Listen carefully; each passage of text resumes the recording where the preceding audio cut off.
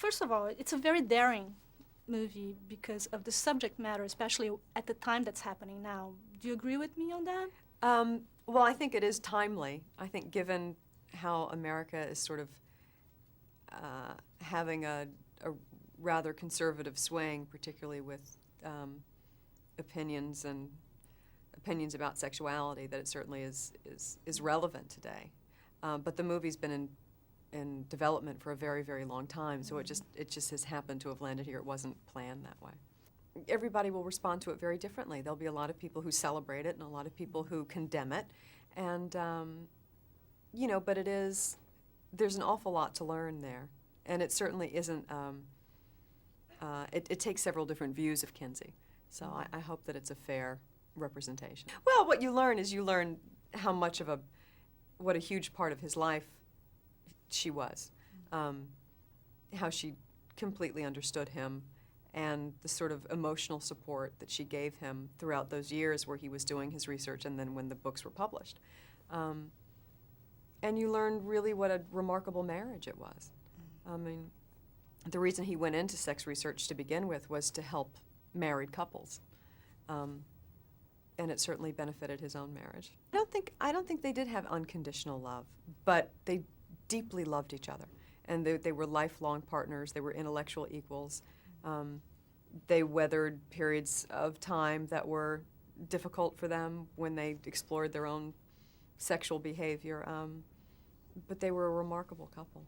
Oh, sure. You know, well, Kinsey changed our culture completely. You know, particularly, you know, America's based on with a puritanical, has a puritanical background. So when his books were published and sort of sex was spoken about for the first time honestly and scientifically, and behavior was exposed without judgment, but just actually what people were doing and how many people were doing it, it turned everything on its ear. So with that came education, and education changes everything. And you did say you had sexual education in school, right? I did, yes, I did, as a young person, and I can't imagine what my life would have been like without it. I think it's, you know, discovering your own sexuality is scary enough, even with education, and without it, I can't imagine.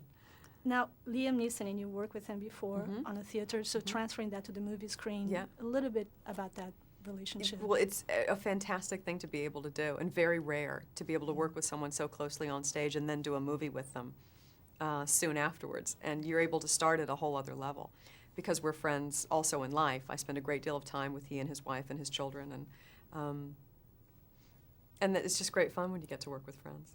You know, you have no expectations. It's really nice. I mean, it's really nice when someone, you know, says that sort of thing. If people think the movie is, that it's good work, that it's, you know, worthy of that, fantastic, you know. No, because there was just a lot that I didn't know, so you had to sort of piece it together with instinct. And with the script and what's there and what I learned from Bill and the photographs I was able to look at and being able to hear her voice and see some of the videotape of her. But it's always tricky. It's really tricky.